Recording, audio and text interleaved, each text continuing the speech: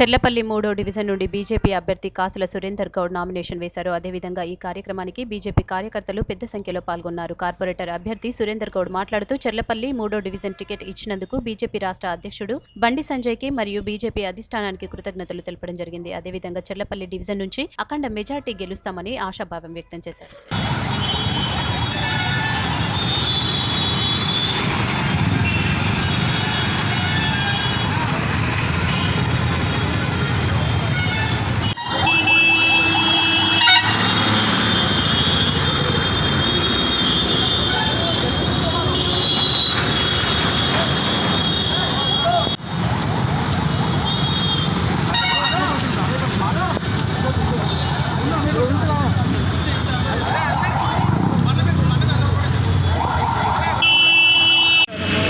చెర్లపల్లి 3వ డివిజన్ నుంచి నాకు కార్పొరేట్ అభ్యర్థిగా నాకు ప్రకటించినారు. ఈరోజు నేను నామినేషన్ దీనికి రాష్ట్ర అధ్యక్షుడు బండి సంజయ్ గారికి మరియు మాకు గురువైన ఎన్వీఎస్ ప్రభాకర్ గారికి మరియు అందరికీ నేను శుభాకాంక్షలు తెలియజేస్తున్నాను. ఈరోజు చెర్లపల్లి డివిజన్లో ఇంతవరకు ఇంతకుముందు కార్పొరేటర్ చేశారు ధనపాటి గారు, మరి బొంతు రామ్మోహన్ చేశారు. కాబట్టి వాళ్ళు ఏం డెవలప్ చేశారు, ఏ డిస్ట్రిక్ట్ ఒకటి ఆడింది.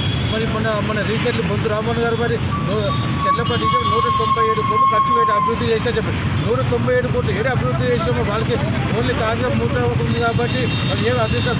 నన్ను ఈసారి చెర్లపల్లి డివిజన్ కార్పొరేట్ గెలిపిస్తే నేను చెర్లపల్లి డివిజన్ని 150 డివిజన్లో నెంబర్ 1 తొందరగా తీసేదని తగ్గించాయి. నేను చెర్లపల్లి బీజేపీ అభ్యర్థిగా గెలిపించాలని కోరుతున్నాను. నేను చెర్లపల్లి బీజేపీ అభ్యర్థిగా గెలిపించాలని కోరుతున్నాను. సార్